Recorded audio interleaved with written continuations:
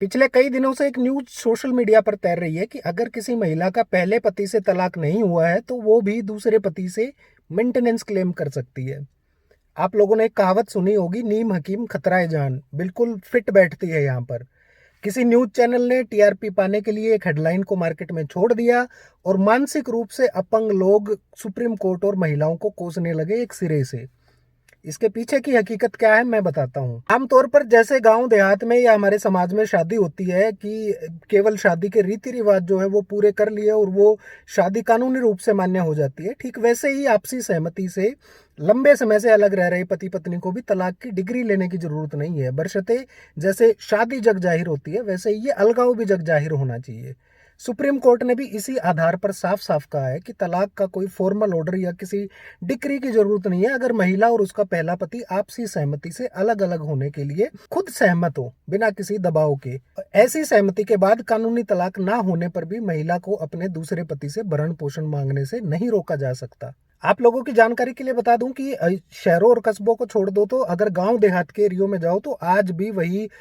शादी होती हैं, बिना अनरजिस्टर्ड ही शादियां होती हैं और ऐसे ही तलाक हो जाते हैं और ऐसे ही दूसरी शादियां हो जाती हैं। तो इसलिए ये प्रोसेस भी कोर्ट ने वैलिड कर रखा है, मान्य है ये प्रोसेस भी। अगर आप रजिस्ट्रेशन नहीं कराते और आपने जो धार्मिक रीति रिवाज हैं उनको फॉलो करते हुए शादी की है तो वो शादी भी मान्य है, और जग जाहिर रूप से अगर आप अलग हो गए तो अलग भी एक तरह से तलाक के जैसा ही कंसीडर किया जाता है। फिलहाल इस केस में भी ऐसा ही हुआ था। महिला अपने पहले पति से अलग हो चुकी थी और दूसरी शादी कर ली थी, जिस पर महिला के पहले पति समेत किसी को भी कोई ऑब्जेक्शन नहीं था और दूसरे पति को भी पहली शादी के बारे में अच्छे से पता था।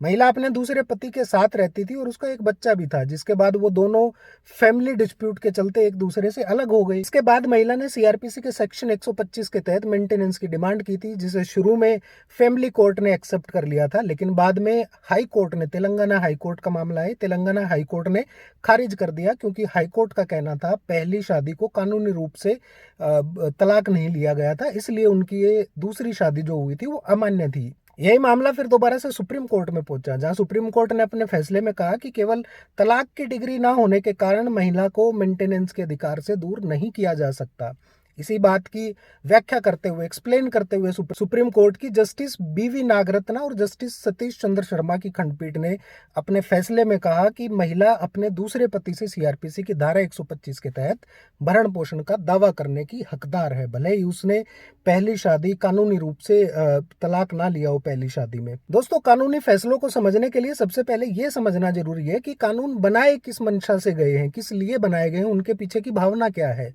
खाली हो हल्ला करने से आप कूल बन सकते हैं लेकिन समझदार और जिम्मेदार नहीं बन पाएंगे।